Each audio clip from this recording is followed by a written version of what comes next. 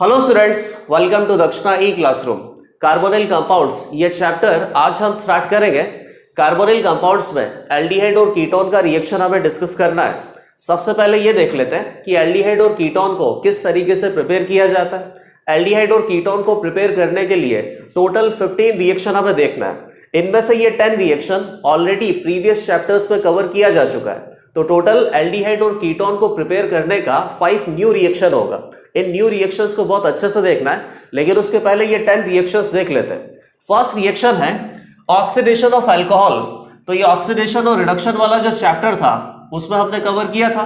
Alcohol को oxidise करेंगे तो क्या बनेगा? कार्बोनिल कंपाउंड में एल्डिहाइड और कीटोन भी बन सकता है, या इससे ज्यादा ऑक्सीडाइज करेंगे तो कार्बोक्सिलिक एसिड भी बन सकता है। तो बेसिकली ज्यादा ऑक्सीडाइज नहीं करना है, कम ही ऑक्सीडाइज करना है। तो क्या यूज करना पड़ेगा? Mild oxidising agent. ये क्या हो गया? 1 डिग्री अल्कोहल। और सिमिलरली ये हो गया 2 डिग्री अल्कोहल। 3 डिग्री अल्कोहल का तो ऑक्सीडेशन होता नहीं है। माइल्ड ऑक्सीडाइजिंग एजेंट अगर हम यूज करेंगे तो 1 डिग्री अल्कोहल ऑक्सीडाइज होके कहां चला जाएगा? एल्डिहाइड में। और 2 डिग्री अल्कोहल ऑक्सीडाइज होके कहां चला जाएगा? कीटोन में। बहुत सिंपल रिएक्शन है और ऑलरेडी हमने ये पढ़ा हुआ है। तो बेसिकली ये रिविजन टाइप होगा पहले 10 रिएक्शन में। बताइए माइल्ड ऑक्सीडाइजिंग एजेंट कौन हो सकता है? जैसे पीसीसी हो सकता है, पीडीसी हो सकता है, कॉलिंस रिएजेंट हो सकता है, या कॉपर की प्रेजेंस में 300 डिग्री सेंटीग्रेड में हीट करेंगे तो भी आपको एल्डिहाइड और कीटोन ही मिलेगा। तो फर्स्ट रिएक्शन तो बहुत इजी है। सेकंड पे आइए, ozonolysis of alkene. Ozonolysis of alkene. अब एल्कीन का ओजोनोलिसिस करेंगे तो ओजोनोलिसिस बेसिकली दो टाइप का है, ऑक्सीडेटिव ओजोनोलिसिस और रिडक्टिव ओजोनोलिसिस। ऑक्सीडेटिव ओजोनोलिसिस में फाइनली कार्बोक्सिलिक एसिड तक ऑक्सीडाइज होता है। हमें कार्बोक्सिलिक एसिड तक ऑक्सीडाइज नहीं करना है तो रिडक्टिव ओजोनोलिसिस फॉलो करना पड़ेगा। रिडक्टिव ओजोनोलिसिस में रिएजेंट अपने पास क्या होता है? O3ZnH2O, या और क्या हो सकता है? O3Me2S H2O।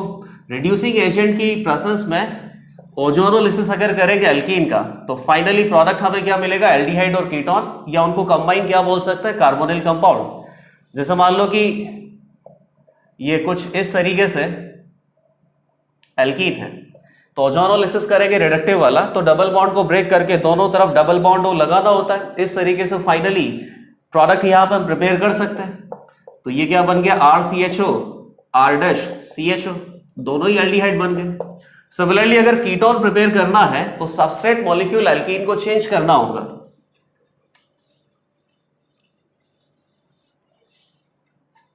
एल्कीन अगर आपने कुछ इस तरीके से बना दिया R', सिमिलरली यहां पे अगर R" लगा दिया, अब इसका रिडक्टिव ओजोनोलिसिस करना है, ओजोनोलिसिस, तो प्रोडक्ट हमें क्या मिलेगा? डबल बॉन्ड लगा दिया, डबल बॉन्ड लगा दिया, कार्बन कार्बन डबल बॉन्ड को ब्रेक करके इस तरीके से डबल बॉन्ड अगर लगा देंगे तो फाइनली प्रोडक्ट हमें मिल जाता है। तो इस साइड से आपको क्या मिलेगा? कीटोन, और इस साइड से क्या मिलेगा? R"CH double bond. एल्डिहाइड भी मिल सकता है, कीटोन भी मिल सकता है, लेकिन याद रखना कि रिडक्टिव ओजोनोलिसिस करना है, क्योंकि ऑक्सीडेटिव ओजोनोलिसिस अगर करेंगे तो फाइनली कार्बोक्सिलिक एसिड तक ऑक्सीडाइज हो जाएगा और एल्डिहाइड और कीटोन हमें नहीं मिलने वाला। जबकि हमें एल्डिहाइड या कीटोन कार्बोनिल कंपाउंड का ही प्रिपरेशन करना है। नेक्स्ट रिएक्शन देखिए, hydration of alkyne.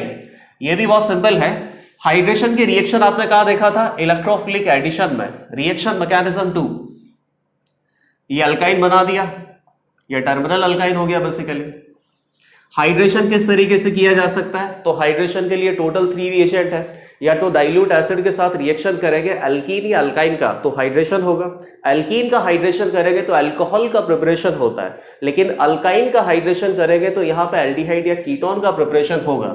Dilute acid के साथ हाइड्रेशन किया जा सकता है, या HBO हाइड्रोबोरेशन ऑक्सीडेशन के साथ हाइड्रेशन होता है। अल्टीमेटली H+ और OH- अटैच करना होता है। OMDM में भी H+ और OH- अटैच करना होता है, लेकिन यहाँ पे आपने ट्रिक याद कर रखा है कि किस तरीके से H+ और OH- को कार्बन कार्बन पाई बॉन्ड को ब्रेक करने के बाद अटैच करते हैं। या तो मार्कोनिकॉफ रूल फॉलो करते हैं या एंटी मार्कोनिकॉफ रूल फॉलो करते हैं। रीअरेंजमेंट के चांसेस कहाँ होते हैं? डाइल्यूट एसिड के केस में, क्योंकि यहां से इलेक्ट्रोफाइल कौन अटैक करता है, H प्लस इलेक्ट्रोफाइल अटैक करने के बाद कार्बोकेटाइन बनता है और कार्बोकेटाइन में रीअरेंजमेंट पॉसिबल है। लेकिन यहां पे जो कार्बोकेटाइन बनेगा, डबल बॉन्डेड कार्बोकेटाइन ये जो है, इसमें रीअरेंजमेंट भी पॉसिबल नहीं होता। तो रीअरेंजमेंट बेसिकली किसी भी जगह पे नहीं होगा, ना तो डाइल्यूट एसिड में, ना HBO में, ना OMDM में रीअरेंजमेंट कहीं भी पॉसिबल नहीं है। तो सिंपली आपको बस ये देखना है कि मार्कोनिकॉफ एडिशन करना है वाटर का या एंटी मार्कोनिकॉफ एडिशन करना है। वाटर का एडिशन करने के बाद यहां जो प्रोडक्ट हमें मिलेगा वो बेसिकली कार्बोनिल कंपाउंड ही होगा। डाइल्यूट एसिड के केस में कैसा होता है, Markovnikov. In fact anti Markovnikov addition केवल एक ही केस में होता है, that is hydroboration oxidation. OMDM में भी कैसा होता है, मार्कोनिकॉफ एडिशन अगर यहां पे किया तो ये डबल बॉन्ड मेंटेन है, एक पाई बॉन्ड ब्रेक कर दिया, इस तरफ H प्लस अटैच किया, इस तरफ OH माइनस अटैच किया। ये कौन सा फॉर्म है, इनॉल। इनॉल किस में ट्रांसफर होगा, कीटोन में। तो यहां से क्या बन गया, कीटोन। सिमिलरली अगली रिएक्शन देखिए एंटी मार्कोनिकॉफ में, एक पाई बॉन्ड ब्रेक करने के बाद एंटी मार्कोनिकॉफ एडिशन करना है। तो जिस कार्बन आइटम पे हाइड्रोजन कम है वहीं पे इलेक्ट्रोफाइल H प्लस अटैच करना है, जिस कार्बन आइटम पे हाइड्रोजन ज्यादा है वहीं पर न्यूक्लियोफाइल OH माइनस अटैच करना है, और यही एंटी मार्कोनिकॉफ रूल होता है। अगेन ये भी इनॉल फॉर्म है। इनॉल फॉर्म को अगर आप कीटो में चेंज करोगे, क्योंकि कीटो फॉर्म ज्यादा स्टेबल होता है, तो यहां से आपको प्रोडक्ट मिलेगा एल्डिहाइड। और OMDM में कैसा एडिशन होना है, मार्कोनिकॉफ एडिशन। तो मार्कोनिकॉफ एडिशन डाइल्यूट एसिड में भी किया था, तो एग्जैक्टली सेम प्रोडक्ट OMDM से भी हमें मिलेंगे। टोटल 3 रिएक्शन हमने रिवाइज कर लिया और इन 3 रिएक्शन से कार्बोनिल कंपाउंड का प्रिपरेशन किया जा सकता है। अब अगली रिएक्शन आप देखिए, अल्कलाइन हाइड्रोलिसिस ऑफ जैमिनल डाइहैलाइड। बहुत इजी है। जैमिनल और विसिनल आपको पता है, विसिनल का मतलब क्या होता है 1,2 और जैमिनल का मतलब क्या होता है 1,1 डाइहैलाइड का अगर हाइड्रोलिसिस करें, बेसिक हाइड्रोलिसिस, तो एल्डिहाइड या कीटोन आपको मिलेगा। ये जैमिनल डाइहैलाइड बना दिया, इसको और मैं चाहूं तो इस तरीके से भी बना सकता हूं। एल्कलाइन हाइड्रोलिसिस करना है तो कोई दिक्कत नहीं है। यहां पे लिविंग ग्रुप प्रेजेंट है, ये न्यूक्लियोफाइल है। कौन सी रिएक्शन होगी, SN2 रिएक्शन होगी, न्यूक्लियोफिलिक सब्स्टिट्यूशन। कितना टाइम रिएक्शन होगा, 2 टाइम। तो 1 टाइम Cl यहां से लीव किया तो अगेन वापस से OH आ गया, फिर Cl लीव करेगा तो OH आ जाएगा। तो एक कार्बन आइटम पे 2 OH आ गए, ये बेसिकली अनस्टेबल होगा। फाइनली आपको प्रोडक्ट क्या मिल गया, एल्डिहाइड। सिमिलरली अगर ये जैमिनल डाइहैलाइड टर्मिनल कार्बन पे नहीं है, मिडिल कार्बन पे, तो इस केस में आपको क्या मिलेगा, कीटोन। दोनों क्लोरीन हटा दो तो 2 OH आ जाएंगे, 2 टाइम यहां पे न्यूक्लियोफिलिक सब्स्टिट्यूशन हो गया, माइनस H2O, ये कीटोन बना दिया। अब एक बात देखना यहां पे, अगर यह जैमिनल ट्राइक्लोराइड होता, जैमिनल ट्राइक्लोराइड होता, तो अल्कलाइन हाइड्रोलिसिस से प्रोडक्ट आपको क्या मिलता, तो 3 टाइम न्यूक्लियोफिलिक सब्स्टिट्यूशन होता। 3 टाइम न्यूक्लियोफिलिक सब्स्टिट्यूशन होने के बाद कार्बन पे 3 OH आ जाते, 3 बार लीविंग ग्रुप लीव करता, वाटर यहां से रिमूव करते, तो फाइनली प्रोडक्ट हमें क्या मिल जाता, कार्बोक्सिलिक एसिड। तो बेसिकली यहां से यह भी पता चल गया कि कार्बोक्सिलिक एसिड का अगर प्रिपरेशन करना है तो जैमिनल ट्राइक्लोराइड का अल्कलाइन हाइड्रोलिसिस कर दो, तो फाइनली प्रोडक्ट हमें क्या मिलेगा, कार्बोक्सिलिक एसिड।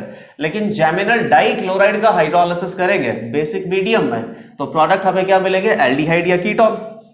नेक्स्ट रिएक्शन देखिए, रिडक्शन।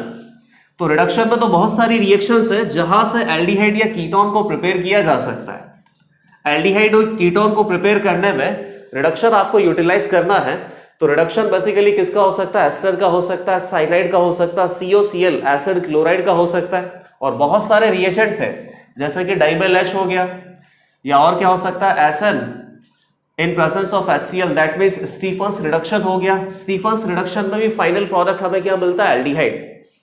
तो रिडक्शन रिएक्शंस बहुत सारी है और ये सारी रिएक्शंस अभी रिवाइज हो जाएंगे। RCN की रिएक्शन हम किससे कर सकते हैं, डाइमेल H से। -78 डिग्री सेंटीग्रेड पे किया जाता है, उसके बाद हाइड्रोलिसिस तो करना ही होता है। तो ये जो C double bond C triple bond N है, ये C डबल बॉन्ड N में चेंज होता है डाइवेल H की वजह से, और उसके बाद इसका फर्दर हाइड्रोलाइसिस करेंगे तो यहाँ पे क्या आएगा OH minus H plus OH minus H plus 2 times OH minus आ जाएगा, तो फाइनल प्रोडक्ट हमें क्या मिल गया, ये एल्डिहाइड। सिमिलरली O डाइवेल H से किसका रिडक्शन किया जा सकता है, एस्टर का। -78 डिग्री सेंटीग्रेड डाइवेल H अगर यूज करेंगे तो फाइनल प्रोडक्ट यहां से भी क्या मिलेगा, एल्डिहाइड, और इधर से क्या हो गया, अल्कोहल। डाइवेल H एक बहुत ही अच्छा रिड्यूसिंग एजेंट है, ऑलमोस्ट LiLH4 के जैसा ही है, लेकिन अगर -78 डिग्री सेंटीग्रेड पे यूज करते हैं तो बेसिकली ये रिडक्शन कम करवाता है, पार्शियल रिडक्शन पे छोड़ देता है प्रोडक्ट को। लेकिन अगर यहाँ पे टेम्परेचर बढ़ा के 25 डिग्री सेंटीग्रेड या रूम टेम्परेचर कर दिया तो एग्जैक्टली LiLH4 के जैसे बिहेव करेगा और इनको भी फर्दर रिड्यूस करके अल्कोहल तक पहुंचा देगा।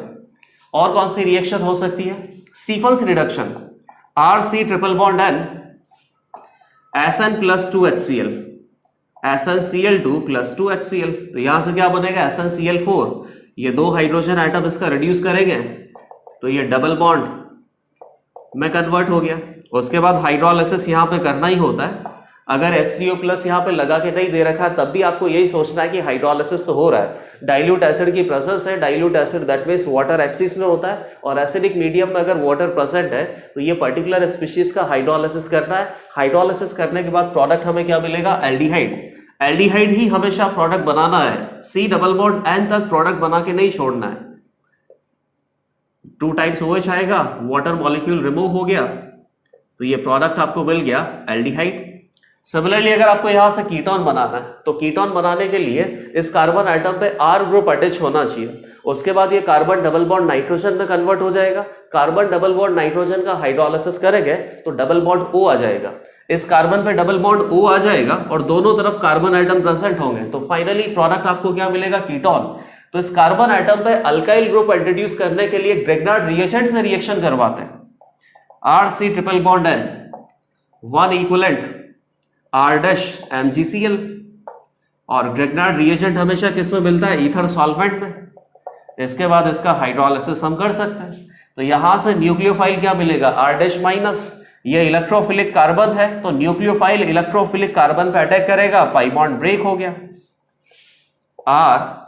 R डैश अटैच हो गया, double bond N minus, hydrolysis करेंगे तो यहाँ पे H आ जाएगा, फर्दर हाइड्रोलाइसिस तो होना ही है, तो ये प्रोडक्ट हमें क्या मिल गया, कीटोन। इस तरीके से C ट्रिपल बॉन्ड N से एल्डिहाइड भी बना सकते हैं, कीटोन भी बना सकते हैं। एल्डिहाइड बनाने के लिए क्या करना पड़ेगा, स्टीफन्स रिडक्शन, और कीटोन बनाने के लिए क्या करना पड़ सकता है, पहले ग्रेगनार्ड रिएजेंट से रिएक्शन करवाओ और उसके बाद हाइड्रोलाइसिस करो।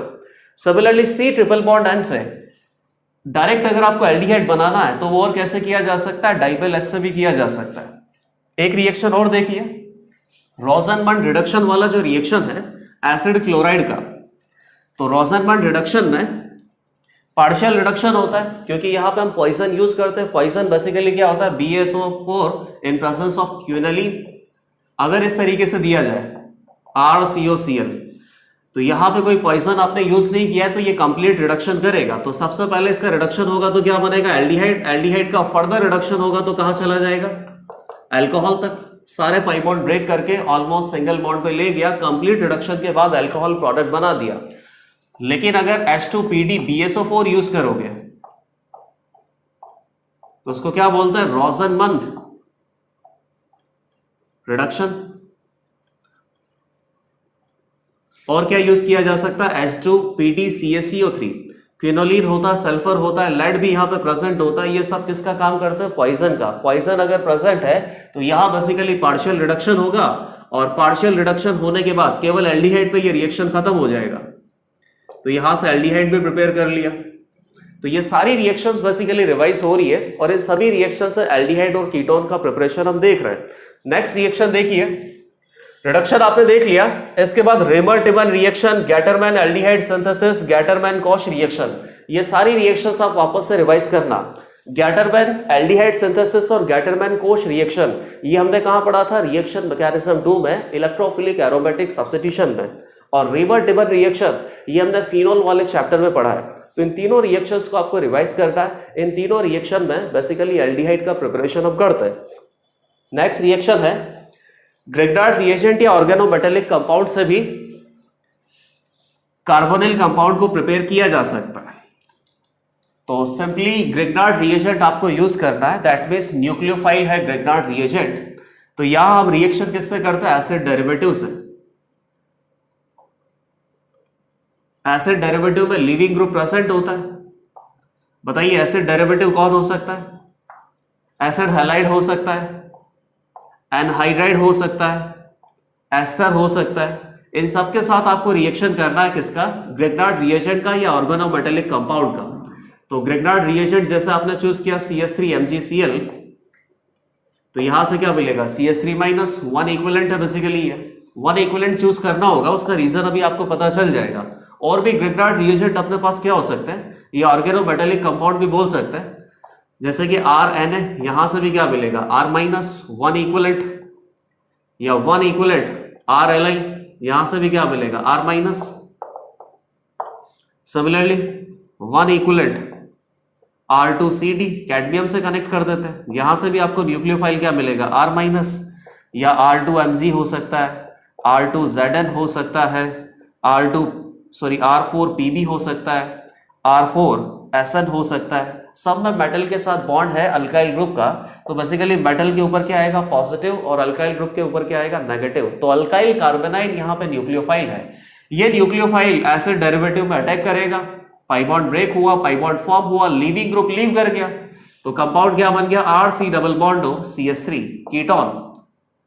बाकी आपको पता है कि कीटोन में न्यूक्लियोफिलिक एडिशन फर्दर हो सकता है, तो ये जो ग्रिग्नार्ड रिएजेंट है फर्दर यहाँ पे अटैक करेगा और कीटोन को किस में चेंज करेगा? अल्कोहल में। फर्दर रिडक्शन यहाँ पे पॉसिबल है, इसीलिए 1 इक्विवेलेंट आपने हर जगह ले रखा है। तो 1 इक्विवेलेंट है तो nucleophile R minus 1 time attack करेगा, 1 टाइम अटैक करने के बाद लीविंग ग्रुप लीव कर गया, तो ये जो कार्बोनिल ग्रुप है C डबल बॉन्ड मेंटेन रहेगा, और C डबल बॉन्ड मेंटेन रखना है ताकि फाइनली प्रोडक्ट हमें क्या मिल सके? यहाँ पे कार्बोनिल कंपाउंड। और कार्बोनिल कंपाउंड में क्या मिला है? कीटोन। एल्डिहाइड भी मिल सकता है। एल्डिहाइड बनाने के लिए क्या करना पड़ेगा? फॉर्माइल क्लोराइड यूज करना पड़ेगा, CH3MgCl ईथर, 1 इक्विवेलेंट आप इसका यूज करो। सेकंड, हाइड्रोलिसिस करने की यहां पे वैसे जरूरत है नहीं, लिख दो हाइड्रोलिसिस, कोई दिक्कत नहीं है। CH3 माइनस इधर अटैक किया इलेक्ट्रोफिलिक कार्बन पे, पाई बॉन्ड ब्रेक हुआ, पाई बॉन्ड फॉर्म हुआ, लीविंग ग्रुप लीव कर गया। SN2TH रिएक्शन सबसे पहले यही पढ़ा था रिएक्शन मैकेनिज्म 1 में। तो फाइनली प्रोडक्ट हमें क्या मिल गया? CH3CHO, इस बार एल्डिहाइड मिल गया। तो ऑर्गेनोमेटेलिक कंपाउंड या ग्रिग्नार्ड रिएजेंट से भी हम चाहे तो एल्डिहाइड या ketone, that means carbonyl compound को प्रिपेयर कर सकते हैं। अब लास्ट रिएक्शन क्या है? Acylation of benzene. ये तो बहुत सिंपल रिएक्शन है, Friedel-Crafts reaction electrophilic aromatic substitution में पढ़ा हुआ है। रिएक्शन मैकेनिज्म 2, असाइलेशन करने के लिए असाइल कैटाइन इलेक्ट्रोफाइल की जरूरत लगेगी।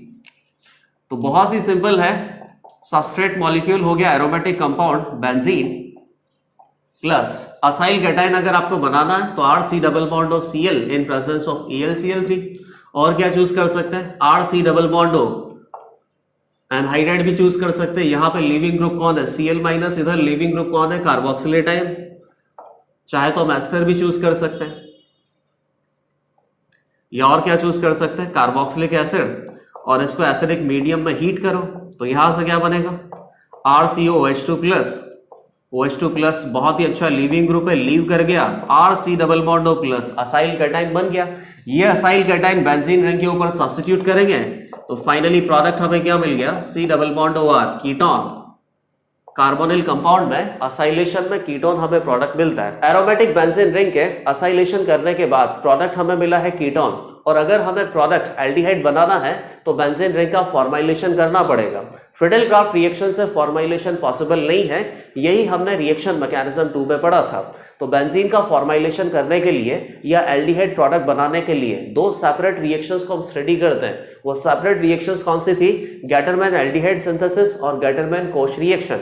इस तरीके से इलेक्ट्रोफिलिक एरोमेटिक सब्स्टिट्यूशन को यूज करके एल्डिहाइड का भी सिंथेसिस किया जा सकता है या कीटोन का भी सिंथेसिस किया जा सकता है। बाकी की रिएक्शंस भी आप देख लीजिए।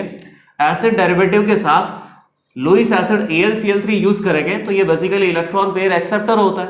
तो यहां से ये जो लीविंग ग्रुप लीव करता है, ये इलेक्ट्रॉन पेयर लेके लीव करता है, तो इसके पास इलेक्ट्रॉन डेंसिटी ज्यादा होती है, इलेक्ट्रॉन पेयर प्रेजेंट होते हैं। तो ये Cl माइनस को यहां से रिमूव करेगा तो भी यहां से क्या मिलेगा, acyl cation. Acyl cation benzene ring के ऊपर सब्स्टिट्यूट करेंगे तो फाइनली कीटोन हमें प्रोडक्ट मिल जाएगा।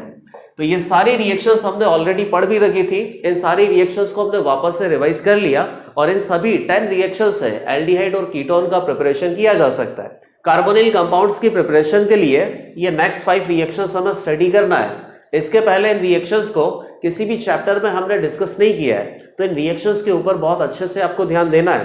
फर्स्ट रिएक्शन है वैकर्स प्रोसेस। वैकर्स प्रोसेस में सबस्ट्रेट मॉलिक्यूल है एल्कीन।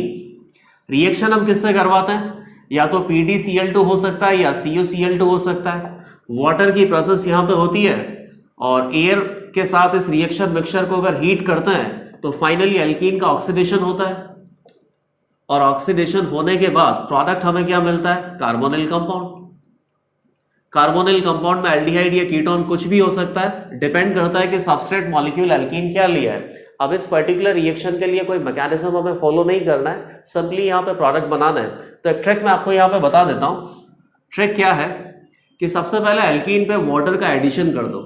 वाटर का एडिशन किस तरीके से, मार्कोनिकॉफ रूल। मार्कोनिकॉफ रूल को फॉलो करके वाटर का एडिशन करना है, H+ और OH- को अटैच करना है। तो ये पाई बॉन्ड यहाँ पे ब्रेक हो जाएगा, सिंगल बॉन्ड में कन्वर्ट हो गया, एक कार्बन पे H+ आ गया, एक कार्बन पे OH- आ गया। तो फाइनल प्रोडक्ट हमें क्या मिलेगा, अल्कोहल। 1 डिग्री अल्कोहल का ऑक्सीडेशन होगा तो प्रोडक्ट आएगा एल्डिहाइड, और 2 डिग्री अल्कोहल का ऑक्सीडेशन होगा तो प्रोडक्ट आएगा कीटोन। इस तरीके से ये पर्टिकुलर ट्रिक फॉलो करके इस पर्टिकुलर ऑक्सीडेशन रिएक्शन के प्रोडक्ट हम बना सकते हैं। तो यहाँ पे तो मार्कोनिकॉफ एंटी मार्कोनिकॉफ कोई दिक्कत नहीं है, सिमेट्रिकल अल्कीन है। एक जगह H+ अटैच किया, एक जगह OH- अटैच किया, 1 डिग्री अल्कोहल है। ये डी ब्लॉक के जो मेटल हैलाइड है इनकी प्रेजेंस में इसका ऑक्सीडेशन होगा। तो PD किस में प्रेजेंट है, 2+ में, या Cu किस में प्रेजेंट है, 2+ में। ये रिड्यूस होंगे, इसको ऑक्सीडाइज कर देंगे। ऑक्सीडाइज करने के बाद प्रोडक्ट आपको मिल गया एल्डिहाइड, और ये रिड्यूस होके क्या चला जाएगा, PD सॉलिड में या Cu सॉलिड में। दोनों में से कोई भी एक कैटलिस्ट हम यहाँ पे यूज कर सकते हैं। सॉरी, कैटलिस्ट नहीं है, बेसिकली रिएजेंट है। सेकंड रिएक्शन यहाँ पे क्या हो सकता है, प्रोपीन। इथीन की जगह अगर प्रोपीन यूज करें तो प्रोपीन यूज करने पे एल्डिहाइड प्रोडक्ट मिलेगा या कीटोन हमें प्रोडक्ट मिलेगा। रिएजेंट अपने पास कौन है, इन प्रेजेंस ऑफ वाटर PdCl2 को यूज किया जा सकता है। एयर की प्रेजेंस में इस रिएक्शन मिक्सचर को हीट करना है तो फाइनली ऑक्सीडेशन के प्रोडक्ट हमें मिलेंगे। ऑक्सीडेशन अगर एल्कीन का होगा तो कार्बोनिल कंपाउंड में एल्डिहाइड या कीटोन कुछ भी मिल सकता है। तो ट्रिक फॉलो कर रहे हैं, जिस कार्बन आइटम पे हाइड्रोजन ज्यादा है वहां पे H+ अटैच कर दिया, जिस कार्बन आइटम पे हाइड्रोजन कम है वहां पे OH- अटैच कर दिया। तो फाइनली आपको क्या मिल गया, 2 डिग्री अल्कोहल, और 2 डिग्री अल्कोहल को ऑक्सीडाइज करेंगे तो प्रोडक्ट मिल जाएगा कीटोन। तो इस तरीके से वैकर्स प्रोसेस को फॉलो करके एल्कीन को कीटोन या एल्डिहाइड में हम चेंज कर सकते हैं। इस पर्टिकुलर रिएक्शन के रिएजेंट भी आपको याद रखना है और ट्रिक भी बेसिकली आपको याद रखना है कि किस तरीके से एल्डिहाइड या कीटोन, कौन सा कार्बोनिल कंपाउंड इस पर्टिकुलर रिएक्शन में प्रोडक्ट हमें मिल सकता है। सेकेंड रिएक्शन है ऑक्सीडेशन ऑफ टॉलीन। ऑक्सीडेशन रिएक्शन है टॉलीन के लिए। तो यहां बेसिकली ऑक्सीडाइजिंग एजेंट क्या होंगे वो हम देख लेंगे, लेकिन उसके पहले आप ये टॉलीन बना दो। टॉलीन किसको बोलते हैं, मिथाइल बेंजीन। अब बताइए, इस कार्बन का ऑक्सीडेशन होगा तो कीटोन तो नहीं बन सकता, या तो एल्डिहाइड बन सकता है या कार्बोक्सिलिक एसिड बन सकता है। हमें कार्बोक्सिलिक एसिड फिलहाल बनाना नहीं है, एल्डिहाइड या कीटोन का प्रिपरेशन करना है। तो ऑक्सीडेशन के बाद या हमें एल्डिहाइड मिलेगा, यहां से कीटोन का प्रिपरेशन नहीं हो सकता। ये बेसिकली एल्डिहाइड के प्रिपरेशन के लिए स्पेसिफिक रिएक्शन है। तो फाइनली आपको क्या मिल गया, बेंजल्डिहाइड। अब इस ऑक्सीडेशन रिएक्शन में बेसिकली 3 रिएजेंट अपने पास है, और उसमें से एक रिएजेंट अगर हम यूज करेंगे तो इस पर्टिकुलर रिएक्शन का नाम भी होता है, इटार्ड रिएक्शन हम उसको बोलते हैं। अगेन रिएक्शन मैकेनिज्म पे फोकस बिल्कुल भी नहीं है, आप डायरेक्ट यहां पे प्रोडक्ट बना के आना है। यहां पे रिएजेंट अपने पास क्या हो सकता है, मैग्नीज ऑक्साइड की प्रोसेस में 500 डिग्री सेंटीग्रेड पे हीट करेंगे तो टॉलीन चेंज हो जाएगा बेंजल्डिहाइड में, या फिर क्रोमियम 6 प्लस का रिएजेंट होना चाहिए। तो यहाँ बेसिकली ये दो रिएक्शंस है, इनमें से पहली रिएक्शन को हम बोलते हैं इटार्ड रिएक्शन। रिएजेंट आप देखना, क्रोमियम 6 प्लस का रिएजेंट अपने पास है CrO2 Cl2। पहले इसके साथ रिएक्शन करना है, उसके बाद एसिडिक मीडियम में हाइड्रोलिसिस करेंगे, जो भी इंटरमीडिएट मिलेगा। तो हाइड्रोलिसिस करने के बाद फाइनली बेंजल्डिहाइड प्रोडक्ट हमें मिलने वाला है। यहां से भी बेंजल्डिहाइड मिलेगा, लेकिन सेकंड रिएक्शन में रिएजेंट क्या है, CrO3 क्रोमियम ऑक्साइड है, और इसके साथ यहां पे एसिटिक एनहाइड्राइड की प्रेजेंस भी होती है, हाइड्रोलिसिस भी करना है। तो इन तीनों रिएक्शन से टॉलिन का ऑक्सीडेशन करेंगे तो फाइनली प्रोडक्ट हमें मिलेगा बेंजल्डिहाइड, जिसमें से ये जो फर्स्ट रिएक्शन है CrO2 Cl2 की प्रेजेंस में हाइड्रोलिसिस अगर करते हैं टॉलिन का, तो फाइनली रिएक्शन में प्रोडक्ट आपको बेंजल्डिहाइड मिलता है, और इस पर्टिकुलर रिएक्शन को इटार्ड रिएक्शन हम बोलते हैं। नेक्स्ट रिएक्शन आप देखना, ऑक्सो प्रोसेस। ऑक्सो प्रोसेस को और क्या बोलते हैं, हाइड्रोफॉर्माइलेशन। अगेन यहां पे भी कोई रिएक्शन मैकेनिज्म नहीं देखना है, सिंपली रिएजेंट आपको देखना है, सबस्ट्रेट मॉलिक्यूल देखना, और फाइनली प्रोडक्ट क्या बनेगा, ऑक्सो प्रोसेस।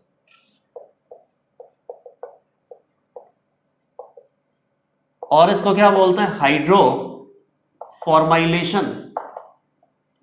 तो नाम से ही समझ में आ रहा है, फॉर्माइलेशन, CHO ग्रुप आपको अटैच करना है, तो फॉर्माइलेशन में प्रोडक्ट आपके पास क्या आएंगे,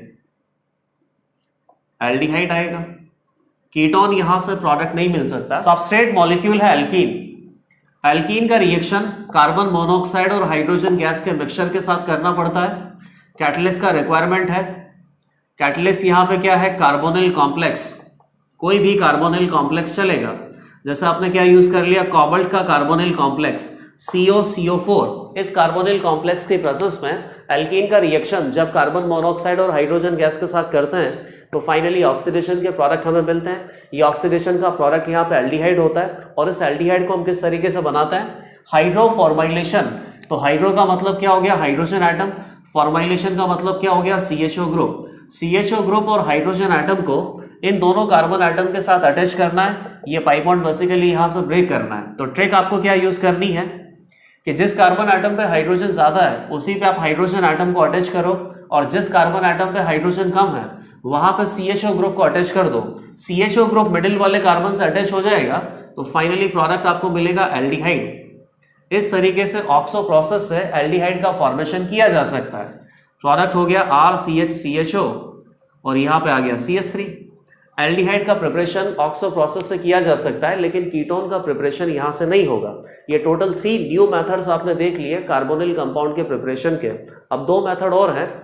फोर्थ मेथड है dry distillation of calcium salt of carboxylic acid.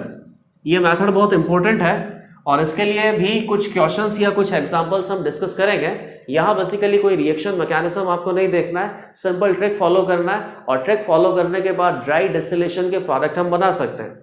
Dry distillation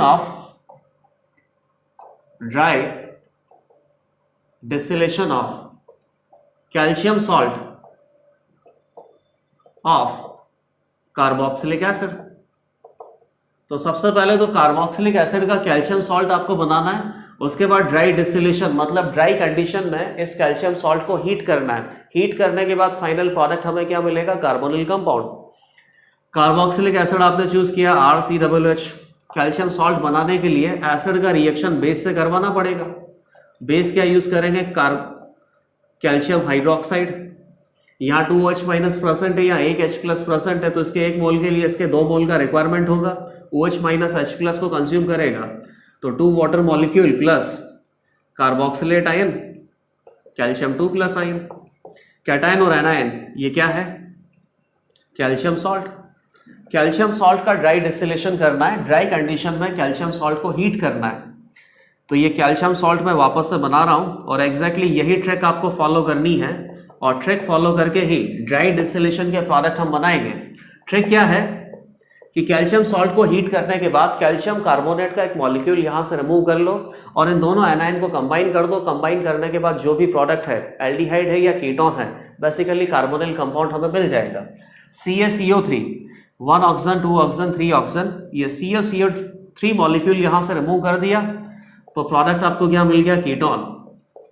यहां पे जो कीटोन मिला है ये बेसिकली सिमेट्रिकल कीटोन है, और सिमेट्रिकल कीटोन मिलने का रीजन क्या है कि कार्बोक्सिलिक एसिड का जो कैल्शियम सॉल्ट आपने प्रिपेयर किया है इसमें कार्बोक्सिलिक एसिड के 2 मोल यूज करना है, ये दोनों मोल कार्बोक्सिलिक एसिड के सेम है, इसीलिए सिमेट्रिकल कीटोन प्रोडक्ट मिला है। अगर यहाँ पे अनसिमेट्रिकल कीटोन आपको प्रोडक्ट बनाना है तो बेसिकली कार्बोक्सिलिक एसिड के डिफरेंट मॉलिक्यूल आपको यूज करने पड़ेंगे, और जब डिफरेंट मॉलिक्यूल यूज करेंगे तो नंबर ऑफ प्रोडक्ट हमें मिल सकते हैं, जैसे RCOH, R', कैल्शियम हाइड्रोक्साइड, और उसके बाद रिएक्शन मिक्सचर को हीट करेंगे तो यहां से पहले क्या प्रिपेयर होगा, कैल्शियम सॉल्ट। इस कैल्शियम सॉल्ट का ड्राई डिस्टिलेशन करेंगे तो फाइनली कार्बोनिल कंपाउंड हमें मिलेंगे। अब बना देते हैं कि क्या क्या कार्बोनिल कंपाउंड यहां पे पॉसिबल है। नंबर ऑफ कार्बोनिल कंपाउंड इस रिएक्शन में मिल सकते हैं। OH माइनस H+ को रिमूव करेगा तो ये कार्बोक्सिलेट आयन भी यहाँ प्रेजेंट है, R', COO-, ये कार्बोक्सिलेट आयन भी प्रेजेंट है और कैल्शियम 2+ भी प्रेजेंट है।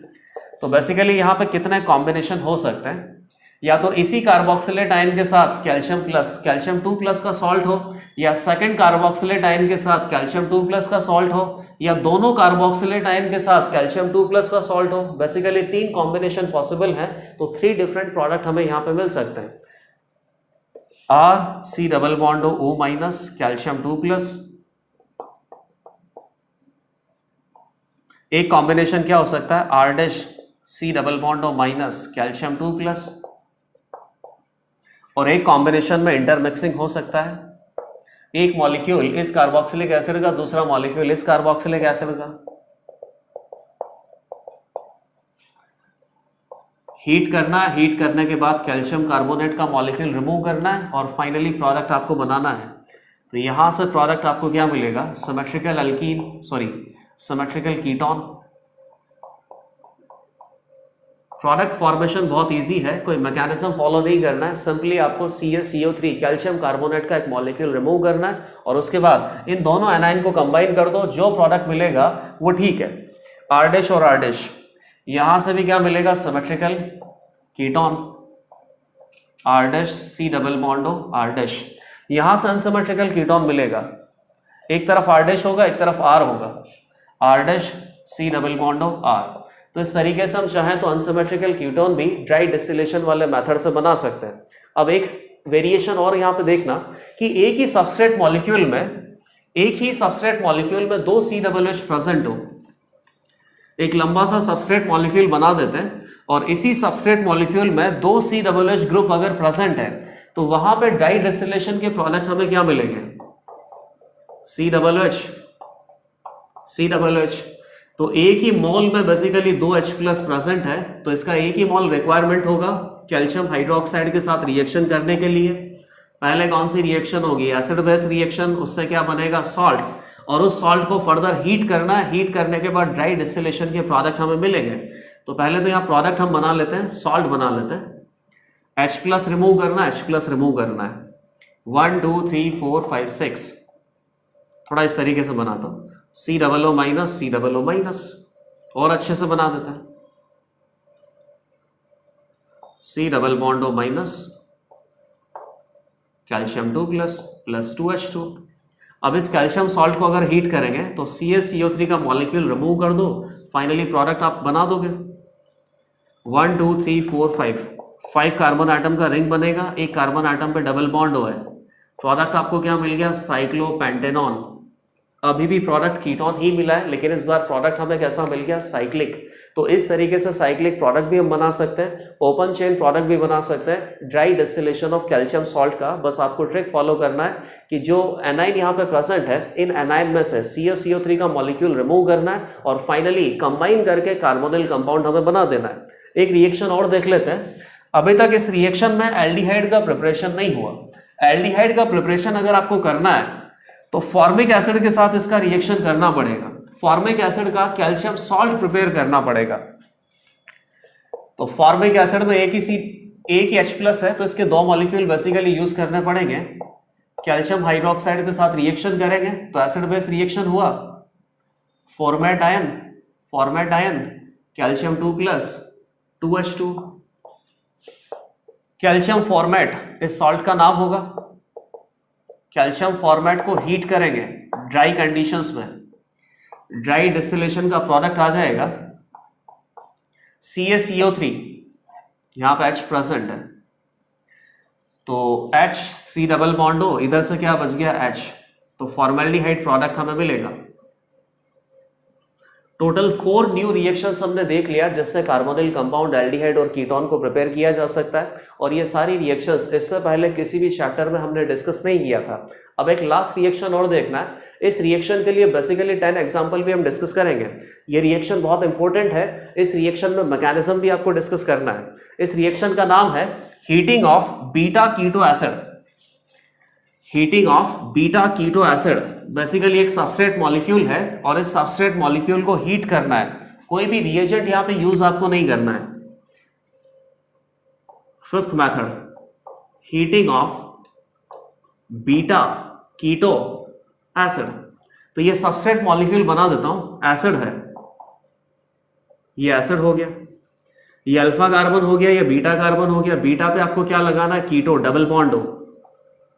तो इस एसिड मॉलिक्यूल को अगर आप केवल हीट करोगे तो हीट करने के बाद यहां से CO2 गैस रिलीज हो जाता है, और CO2 गैस रिलीज होने के बाद ये जो सबस्ट्रेट मॉलिक्यूल में जितना पार्ट यहां पे बचा हुआ है उस पार्ट को एग्जैक्टली आप यहां पे बना दो और वही प्रोडक्ट होगा। 1 2 3 4 कार्बन आइटम है, सेकेंड कार्बन आइटम पे डबल बॉन्ड लगा हुआ है, तो बेसिकली कीटोन हमें प्रोडक्ट मिल गया। और ये अगर इस तरीके से होता 1 कार्बन और सेकेंड कार्बन पे COOH, ये अल्फा कार्बन, ये बीटा कार्बन, अभी भी ये बीटा कीटो एसिड है, और बीटा कीटो एसिड को अगर हीट करते हैं तो CO2 गैस यहां से रिलीज होता। ये CO2 गैस हटा दिया, बाकी जो प्रोडक्ट है उसको एग्जैक्टली इसी तरीके से बना दो, CHO CH3। तो एल्डिहाइड भी प्रोडक्ट यहां पे मिल सकता है, कीटोन भी प्रोडक्ट मिल सकता है। सिंपली आपको ये देखना है कि CO2 गैस को रिलीज करवाना है और उसके बाद सबस्ट्रेट मॉलिक्यूल में जो भी बचा हुआ है उस स्ट्रक्चर को एग्जैक्टली उसी तरीके से बना दो, तो फाइनली कार्बोनिल कंपाउंड हमें यहाँ पे मिल जाएगा। अब इस रिएक्शन का मैकेनिज्म देखना है, और इस रिएक्शन में और भी वेरिएशंस हो सकते हैं। किस तरीके से CO2 मॉलिक्यूल यहाँ पे लीव करता है ये मैकेनिज्म से ही आपको पता चलेगा। मैकेनिज्म,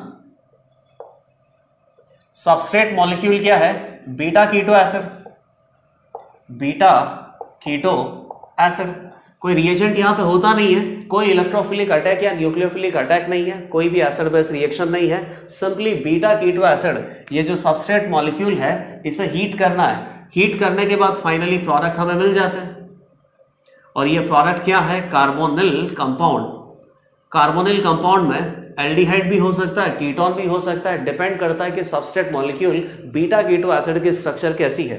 अब बीटा कीटो एसिड यहां पे बना देते हैं, ये COOH हो गया, ये अल्फा कार्बन है, ये बीटा कार्बन है, और बीटा पे कीटो लगाना है, तो ये C डबल बॉन्ड आपने लगा दिया। इस पर्टिकुलर एसिड को जब हम हीट करते हैं तो CO2 गैस यहां से रिलीज हो जाएगा। डायरेक्ट प्रोडक्ट आपके पास क्या आएगा कि ये जो COOH ग्रुप है इस ग्रुप को यहां से हटा दो, और सबस्ट्रेट मॉलिक्यूल की बाकी की जो स्ट्रक्चर है इस स्ट्रक्चर को प्रोडक्ट में आप बना दो। तो बाकी का स्ट्रक्चर क्या, एक तरीके से कीटोन है। तो इस पर्टिकुलर बीटा कीटो एसिड को हीट करने से कीटोन हमें प्रोडक्ट मिला है। कोई पर्टिकुलर बीटा कीटो एसिड ऐसा भी हो सकता है जिसको हीट करने से एल्डिहाइड हमें मिलेगा। अभी भी कोई मैकेनिज्म हमने डिस्कस नहीं किया है, लेकिन इस सबस्ट्रेट मॉलिक्यूल पे ध्यान देना। सबस्ट्रेट मॉलिक्यूल को आप क्या बोल रहे हो, बीटा कीटो एसिड। ये अल्फा कार्बन है, ये बीटा कार्बन है, और बीटा कार्बन और ये जो गामा एटम है, गामा एटम कौन सा, ऑक्सीजन एटम है। बीटा और गामा में अनसैचुरेशन प्रेजेंट है। तो इस beta keto acid substrate molecule को थोड़ा सा मैं और जनरलाइज कर रहा हूं, और जनरलाइज किस तरीके से करते हैं, beta gamma unsaturation, beta gamma unsaturated carboxylic acid, carboxylic acid. तो ये अनसैचुरेशन अपने पास किस एटम का हो सकता है, A डबल बॉन्ड B, कोई जनरल ग्रुप मैंने यहाँ पे लगा दिया, ये COOH है, ये अल्फा कार्बन, ये बीटा एटम और ये गामा एटम। बीटा और गामा के बीच में अनसैचुरेशन प्रेजेंट है, और इस particular beta gamma unsaturated carboxylic acid को अगर हम हीट करेंगे तो फाइनली कुछ प्रोडक्ट हमें मिल सकते हैं। और यहाँ पे जो मैकेनिज्म फॉलो करना है वो अभी हम डिस्कस करेंगे, लेकिन पहले आप इस A डबल बॉन्ड B पे ध्यान दीजिए। अगर A double bond B C double bond O है तो यहां से प्रोडक्ट हमें क्या मिलेगा, कीटोन या एल्डिहाइड। लेकिन ए डबल बॉन्ड बी अगर कुछ और है, ए डबल बॉन्ड बी में जो अनसैचुरेशन है ये किसी और पर्टिकुलर ग्रुप से आ रहा है, तो बेसिकली इस रिएक्शन में जो प्रोडक्ट हमें मिलेगा वो कार्बोनिल कंपाउंड नहीं होगा। लेकिन फिर भी हमें जनरलाइज रिएक्शन ही पढ़ना है, क्योंकि ये जनरलाइज रिएक्शन आप बीटा कीटो एसिड में भी अप्लाई कर सकते हो या beta gamma unsaturated carboxylic acid के लिए भी अप्लाई कर सकते हो। तो यहाँ पे ये जो बीटा और गामा में अनसैचुरेशन है ये कौन प्रोवाइड करवा सकता है, सी डबल बॉन्ड प्रोवाइड करवा सकता है। Again C double bond provide करवा सकता है, लेकिन इस बार ग्रुप को मैंने क्या बना दिया, सी डबल एच।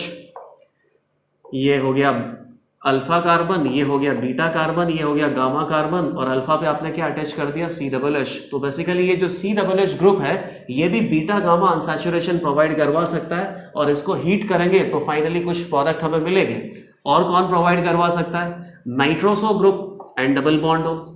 और कौन प्रोवाइड करवा सकता है, NO2 नाइट्रो ग्रुप और एन डबल बॉन्ड ओ ही प्रोवाइड करवा रहा है। सी ट्रिपल बॉन्ड एन या CH डबल बॉन्ड NH, इस तरीके से ये वैलेंसी कार्बन की 4 ही हो सकती है। और कौन प्रोवाइड करवा सकता है, simply carbon double bond carbon भी ये अनसैचुरेशन प्रोवाइड करवा सकता है। तो हर किसी केस में इस particular beta gamma unsaturated carboxylic acid को अगर हीट करेंगे तो प्रोडक्ट हमें मिलेगा, लेकिन प्रोडक्ट कार्बोनिल कंपाउंड केवल एक ही केस में मिल सकता है, और वो क्या है कि beta gamma unsaturation C double bond O का हो। अब इसका मैकेनिज्म आपको देखना है। मैकेनिज्म में कोई इलेक्ट्रोफिलिक अटैक नहीं है, कोई न्यूक्लियोफिलिक अटैक नहीं है, simply beta gamma unsaturated carboxylic acid को हीट करना है। तो यहाँ रिएजेंट कुछ भी नहीं है, वन स्टेप मैकेनिज्म है, और बेसिकली साइक्लिक ट्रांजिशन स्टेट यहां पे बनता है। साइक्लिक ट्रांजिशन स्टेट, उसको क्या बोलेंगे, 6 मेंबर साइक्लिक ट्रांजिशन स्टेट। इस साइक्लिक ट्रांजिशन स्टेट में टोटल नंबर ऑफ एटम आप काउंट करना तो वो टोटल 6 एटम आने वाले हैं। अब फाइनली इसका मैकेनिज्म आप देख लो, और प्रोडक्ट यहाँ पे आपको मैकेनिज्म को फॉलो करके भी बनाने हैं, और कुछ पर्टिकुलर सिचुएशन ऐसी भी होगी जहां पर beta gamma unsaturated carboxylic acid को हीट करेंगे तो कोई भी प्रोडक्ट हमें नहीं मिल सकता। प्रोडक्ट क्यों नहीं मिल सकता ये आपको कब पता चलेगा, जब मैकेनिज्म देखोगे। तो ये मैं बना देता हूं, ए डबल बॉन्ड बी, ये CH2, ये C double bond OH। Heat करना है, ये हो गया अल्फा कार्बन, ये हो गया बीटा, और ये हो गया गामा एटम। अब इसको जब आप हीट करोगे तो ये जो कार्बोक्सिलिक एसिड का H एटम है ये गामा एटम के साथ, गामा एटम यहाँ पे कौन है, B, इस एटम के साथ सिग्मा बॉन्ड का फॉर्मेशन करेगा, तो ये पाई बॉन्ड ब्रेक होगा। तो यहाँ पे पाई बॉन्ड का फॉर्मेशन होगा, हर किसी एटम का वैलेंसी मेंटेन कर रहे हैं और इससे ज्यादा कुछ नहीं कर रहे हैं। इस कार्बन एटम के 5 बॉन्ड हो गए तो अगेन ये सिग्मा बॉन्ड ब्रेक होगा, यहाँ पाई बॉन्ड फॉर्म होगा, ये सिग्मा बॉन्ड ब्रेक होगा। तो एक तरीके से आपने क्या देखा कि CO2 ग्रुप यहाँ से लीव कर रहा है, और CO2 ग्रुप लीव करने के बाद ये जो सबस्ट्रेट मॉलिक्यूल बचा है ये बेसिकली प्रोडक्ट हो गया। अब इस प्रोडक्ट को अच्छे से आप बनाओ। प्रोडक्ट में क्या है, A और उसके ऊपर BH आ गया, और यहां पे क्या आ गया, पाई बॉन्ड CH2। तो ये प्रोडक्ट ये तो नहीं मिला, जबकि हम यूजुअली क्या करते हैं कि A डबल बॉन्ड B, ये अनसैचुरेशन प्रेजेंट है बीटा और गामा पे, अल्फा पे C डबल H प्रेजेंट है, हीट कर दिया तो CO2 ग्रुप आपने हटा दिया, CO2 गैस रिलीज कर दिया, तो बाकी इसको आपने प्रोडक्ट बना दिया। जबकि आप यहां पे देखो कि प्रोडक्ट आपको ये नहीं मिला है। प्रोडक्ट आपको क्या मिला है, प्रोडक्ट आपको क्या मिला, A सिंगल बॉन्ड BH और डबल बॉन्ड CH2 ग्रुप। कोई दिक्कत नहीं है, ये जो प्रोडक्ट है ये बेसिकली एक तरीके से इनॉल फॉर्म है, और ये इनॉल फॉर्म कीटो में चेंज हो जाएगा। कीटो फॉर्म इनॉल से ज्यादा स्टेबल होता है, और फाइनली जब आप प्रोडक्ट बनाओगे तो एग्जैक्टली यही प्रोडक्ट आने वाला है। जैसे इसका एक स्पेसिफिक एग्जांपल हम देख लेते हैं कीटो वाला। तो कीटो वाला एग्जांपल क्या होगा, C डबल बॉन्ड का अनसैचुरेशन आपने दे दिया, C डबल OH, हीट करो तो ये 6 मेंबर रिंग बनेगा। यहाँ पे साइक्लिक ट्रांजिशन स्टेट है, बेसिकली 6 मेंबर रिंग नहीं है, कोई प्रोडक्ट अभी नहीं बना, अभी तो साइक्लिक ट्रांजिशन स्टेट बनेगा। ये सिग्मा बॉन्ड का फॉर्मेशन हुआ, ये पाई बॉन्ड ब्रेक हुआ, यहाँ पे पाई बॉन्ड बनेगा, ये सिग्मा बॉन्ड यहाँ से ब्रेक होगा, पाई बॉन्ड का formation, again sigma bond break हो गया, CO2 गैस रिलीज हो गया, प्रोडक्ट आपको क्या मिल गया, ये। तो प्रोडक्ट में हमेशा डायरेक्टली इनॉल फॉर्म ही मिलेगा, डायरेक्टली आपको कीटो फॉर्म नहीं बनाना है। वैसे अगर C double bond O present है तो सी डबल बॉन्ड ओ का जो इनॉल फॉर्म है, इनॉल फॉर्म से ज्यादा स्टेबल कौन सा होता है? कीटो। तो अगर आप डायरेक्ट कीटो फॉर्म भी बना देंगे, मतलब डायरेक्टली आप ये प्रोडक्ट भी अगर बना दिए तो भी कोई दिक्कत नहीं है, आंसर तो वो सब भी सही होगा। लेकिन मैकेनिज्म को फॉलो करेंगे तो मैकेनिज्म को फॉलो करने के बाद प्रोडक्ट आपको क्या मिलेगा? इनॉल फॉर्म। और इस इनॉल फॉर्म को कीटो में चेंज करना है। तो कीटो में चेंज करेंगे तो क्या होगा? ये पाई बॉन्ड कार्बन ऑक्सीजन के बीच में चला जाएगा, ये यहाँ पे जो हाइड्रोजन एटम है ये कार्बन अल्फा कार्बन पे आ जाएगा, सी डबल बॉन्ड ओ CH3। तो एग्जैक्टली वही प्रोडक्ट आपको मिला है जो आप सबस्ट्रेट मॉलिक्यूल में से डायरेक्ट अगर CO2 ग्रुप को रिमूव कर देते तब जो प्रोडक्ट मिलता, वो प्रोडक्ट और मैकेनिज्म से फॉलो करके जो प्रोडक्ट हमने बनाया दोनों एग्जैक्टली सेम है।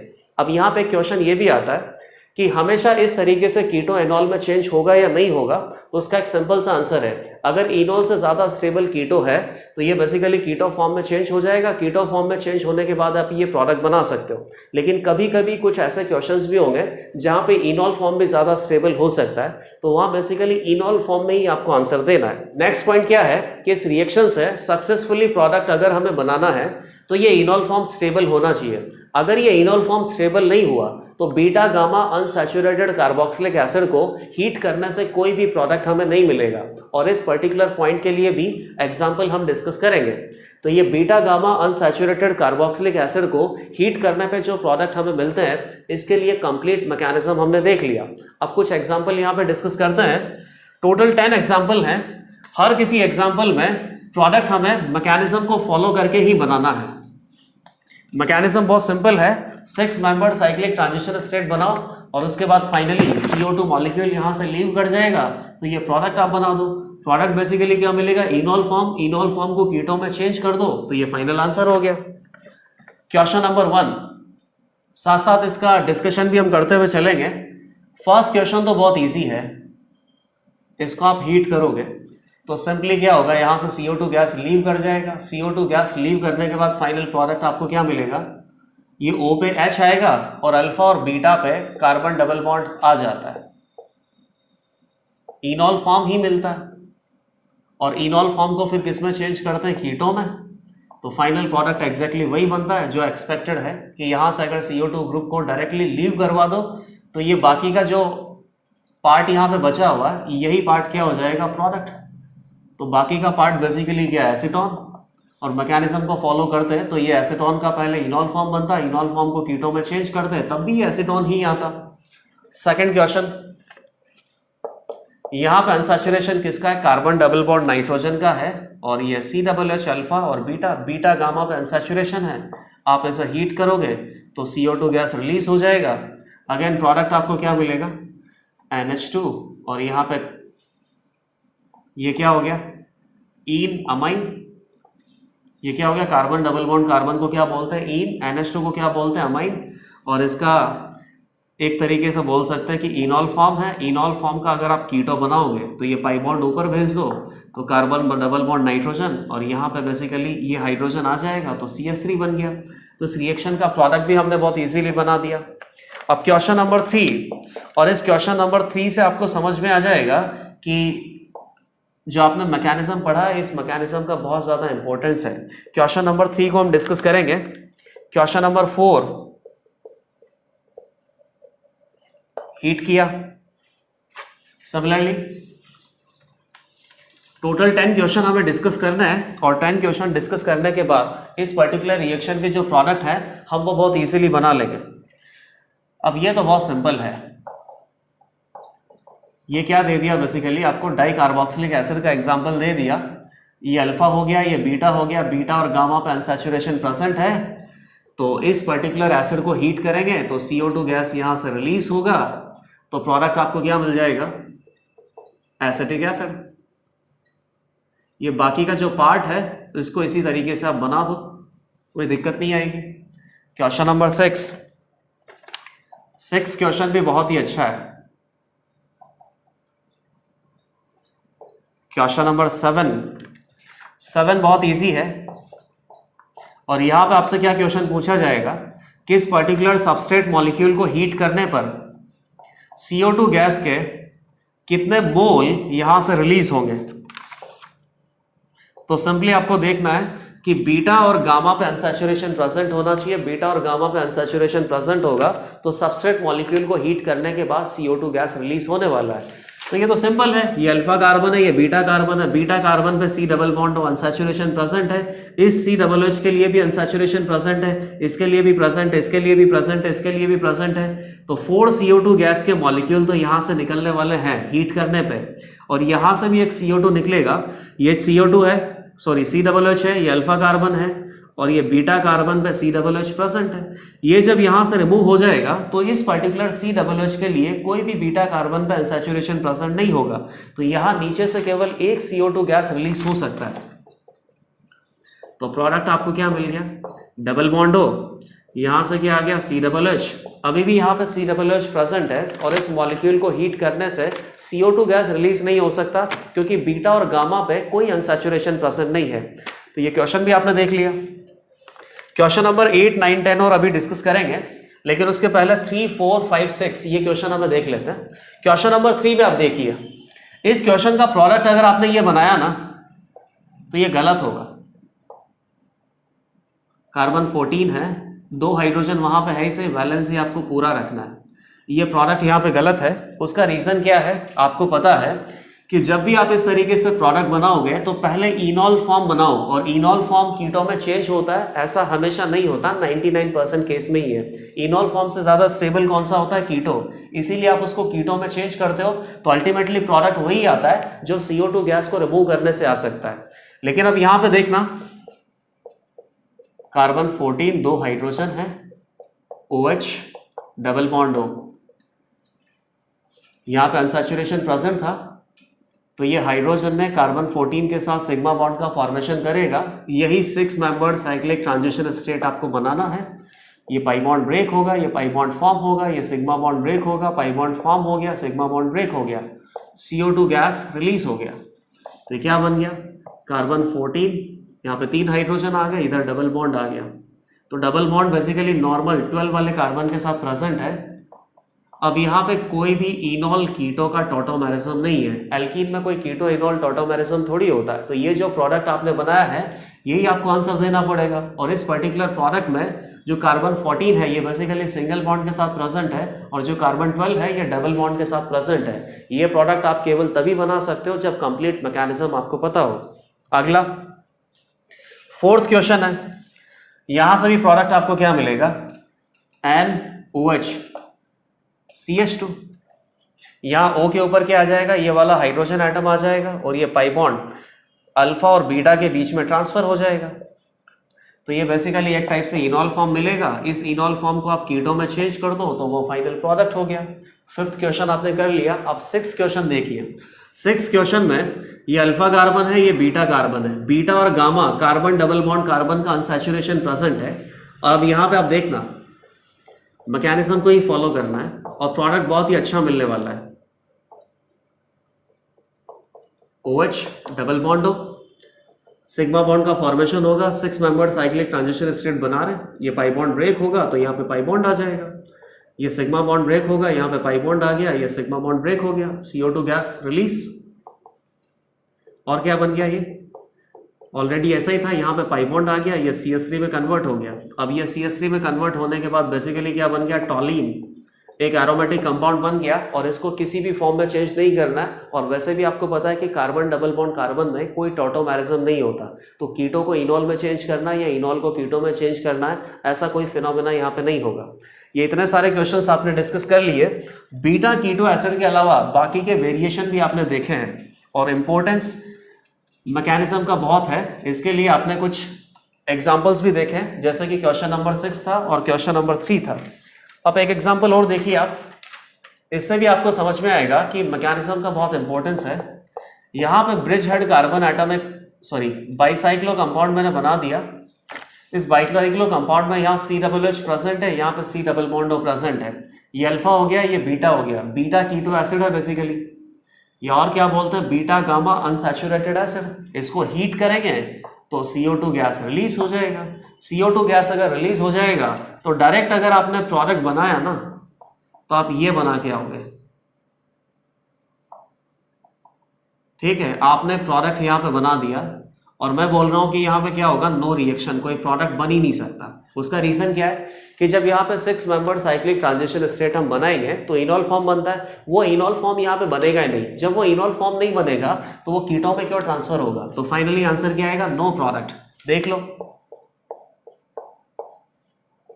COOH है, ये डबल बॉन्ड है, तो अल्फा के बाद ये बीटा कार्बन होता है, बीटा और गामा में अनसैचुरेशन प्रेजेंट है, तो बीटा और गामा में जो अनसैचुरेशन प्रेजेंट है उसी के साथ कार्बोक्सिलिक एसिड का जो हाइड्रोजन एटम है ये यहाँ पे सिग्मा बॉन्ड का फॉर्मेशन करेगा। ये पाई बॉन्ड ब्रेक हो गया, ये पाई बॉन्ड यहाँ पे फॉर्म होगा, ये सिग्मा बॉन्ड ब्रेक होगा, ये पाई बॉन्ड फॉर्म होगा, वापस से सिग्मा बॉन्ड ब्रेक हो गया, CO2 ग्रुप आपने हटा दिया और ये क्या बनाया, ये जो ब्रिज हेड कार्बन एटम है यहाँ पे आपने पाई बॉन्ड बना दिया और ये OH, ये इनॉल फॉर्म। और इस इनॉल को आप किस में चेंज करते हैं, कीटो में, तो कीटो में कार्बन और ऑक्सीजन में पाई बॉन्ड होता है, ये पाई बॉन्ड आपने वहां पहुंचा दिया, हाइड्रोजन वापस से कहाँ जाएगा, अल्फा कार्बन पे, तो ये प्रोडक्ट बना दिया। जबकि ये प्रोडक्ट बन ही नहीं सकता क्योंकि ये इनॉल फॉर्म अनस्टेबल है। इनॉल फॉर्म में आप देखिए कि ये जो ब्रिज हेड कार्बन एटम है, इस ब्रिज हेड कार्बन एटम का हाइब्रिडाइजेशन कितना है, sp2 की क्या डिमांड है, 120 डिग्री एंगल की, ट्राइगोनल प्लेनर, ये डिमांड करता है sp2 कार्बन। और आपको पता है कि sp2 कार्बन ट्राइगोनल प्लेनर जो ज्योमेट्री डिमांड कर रहा है ये basically bridge head carbon atom पे नहीं आ सकता। ब्रिज हेड कार्बन एटम हमेशा नॉन प्लेनर होता है, इसको अब अगर आप प्लेनर बनाओगे तो और ज्यादा एंगल स्ट्रेन आएगा, इसको प्लेनर बनाया ही नहीं जा सकता। तो किसी भी पर्टिकुलर स्पीशीज का ज्योमेट्री अगर प्लेनर है तो वो ब्रिज हेड कार्बन पे क्या होगा, मोस्ट अनस्टेबल। बताइए किसका ज्योमेट्री प्लेनर होता है, कार्बोकेटाइन का ज्योमेट्री प्लेनर होता है, फ्री रेडिकल का ज्योमेट्री प्लेनर होता है, carbon double bond carbon alkene का ज्योमेट्री प्लेनर होता है। तो ये सारी species bridge head carbon atom पर नहीं आ सकती। तो इस तरीके से इस पर्टिकुलर रिएक्शन में आपको कोई भी प्रोडक्ट नहीं मिलेगा, तो आंसर क्या देना पड़ेगा, नो रिएक्शन। यहाँ पे beta gamma unsaturated carboxylic acid को हीट करने पे जो प्रोडक्ट हमें मिलता है इसका कंप्लीट मैकेनिज्म हमने डिस्कस कर लिया और फाइनली कुछ क्वेश्चंस भी यहाँ पे डिस्कस कर लिए। एक क्वेश्चन और देखना, ये क्वेश्चन भी बेसिकली इसी से रिलेटेड है और यहां से क्या पूछा जाएगा कि कितने CO2 गैस के मॉलिक्यूल इस सबस्ट्रेट मॉलिक्यूल को हीट करने पे रिलीज होंगे, कितने CO2 गैस के मॉलिक्यूल सबस्ट्रेट मॉलिक्यूल को हीट करने पर रिलीज होगा। और ये भी पूछ सकते हैं कि जो CO2 गैस का मॉलिक्यूल रिलीज होगा इस CO2 गैस के मॉलिक्यूल में कार्बन 12 है या कार्बन 14 है। अब इसको हीट करना है तो आपको क्या लगेगा, ये अल्फा कार्बन है, ये बीटा कार्बन है, बीटा और गामा में अनसैचुरेशन प्रेजेंट है तो ये CO2 रिलीज हो सकता है। सिमिलरली ये अल्फा है तो ये बीटा है तो ये रिलीज हो सकता है, ये रिलीज हो सकता है, ये रिलीज हो सकता है, ये दोनों तो रिलीज हो जाएंगे। तो 2 मॉलिक्यूल्स और 2 मोल्स ऑफ CO2 तो यहाँ पर रिलीज होगा और CO2 में कार्बन 12 प्रेजेंट होगा, ये दोनों तो रिलीज हो सकते हैं। लेकिन आपने अभी देख लिया कि ब्रिज हेड कार्बन एटम पे अगर COOH प्रेजेंट है तो ये COOH यहाँ से रिलीज नहीं होगा क्योंकि यहाँ से अगर अपन इसको रिलीज करेंगे, रिएक्शन को प्रोसीड करवाएंगे तो इनॉल फॉर्म बनाना पड़ता है, वो इनॉल फॉर्म यहाँ पे अनस्टेबल होगा। जब इनॉल फॉर्म बनेगा ही नहीं तो ये रिएक्शन प्रोसीड नहीं कर सकता, कोई CO2 गैस यहाँ से रिलीज नहीं होगा। तो बेसिकली 2 ही मॉलिक्यूल या 2 मोल CO2 गैस के रिलीज होंगे और इस CO2 गैस में कार्बन 12 होगा, कार्बन 14 नहीं हो सकता। कार्बन 14 बेसिकली इस कार्बोक्सिलिक एसिड में प्रेजेंट है और ये कार्बोक्सिलिक एसिड यहाँ से लीव नहीं कर रहा है, तो 2 मोल CO2 रिलीज होगा और उसमें कार्बन 14 नहीं होने वाला।